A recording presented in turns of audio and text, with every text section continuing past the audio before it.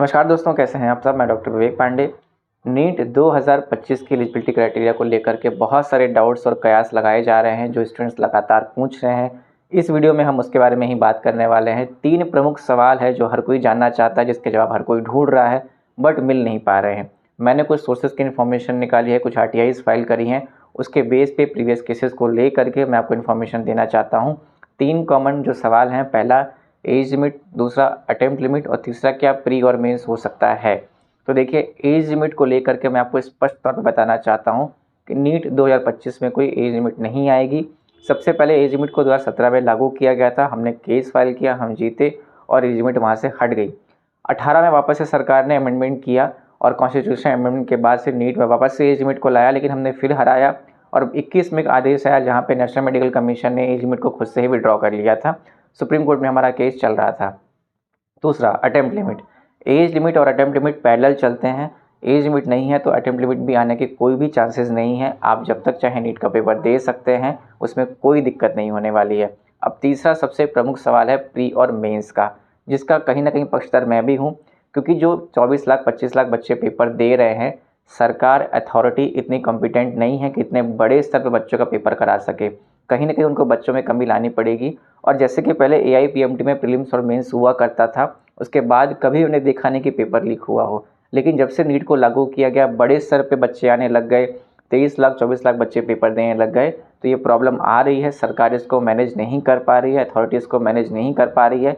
इस कारण से ही पेपर में मैल प्रैक्टिस और करप्शन हो रहा है। तो प्री मेंस एक अच्छा ऑप्शन है, जिसका प्रस्ताव हमने भी भेजा था। यदि प्री मेंस होता है तो आप सबके लिए अच्छा होगा। वैसे उम्मीद है कि प्री मेंस ये कर सकते हैं इस सेशन में, ऐसी बात चल रही है। अभी तक कंफर्म इन्फॉर्मेशन नहीं आई, बट जो मीटिंग में प्रस्ताव रखा गया था जून और जुलाई के महीने में और अगस्त के महीने में, NTA में मीटिंग हुई है इसको लेकर के, या फॉर्मेट को लेकर के, एलिजिबिलिटी को लेकर के, तो उसमें शायद ये प्रस्ताव रखा गया है, जो इन्फॉर्मेशन मुझे मिली है। यदि होता है तो प्रीलिम्स होगा, प्रीलिम्स के बाद एक कट ऑफ क्लियर होगा जो आपका 130 160 नंबर जो आता है। उसके बाद जो बच्चे क्लियर करेंगे वो मेंस का पेपर देंगे जा करके, और उसमें मुझे लगता है करप्शन होने के चांसेस, पेपर लीक होने के चांसेस, मैल प्रैक्टिस के चांसेस बहुत मिनिमम हो जाएंगे, क्योंकि 7-8 लाख बच्चे क्वालिफाई करते हैं और उतने बच्चों का आराम से बिना किसी पेपर लीक के पेपर कराया जा सकता है।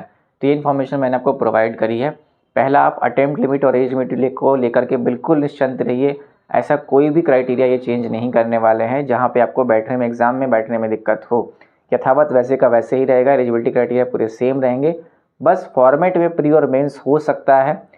तीसरा बात, CBT की बात कर रहे हैं कंप्यूटर बेस्ड, तो मुझे लगता नहीं कि CBT हो पाएगा, क्योंकि नीट 1 नेशन 1 एग्जामिनेशन है।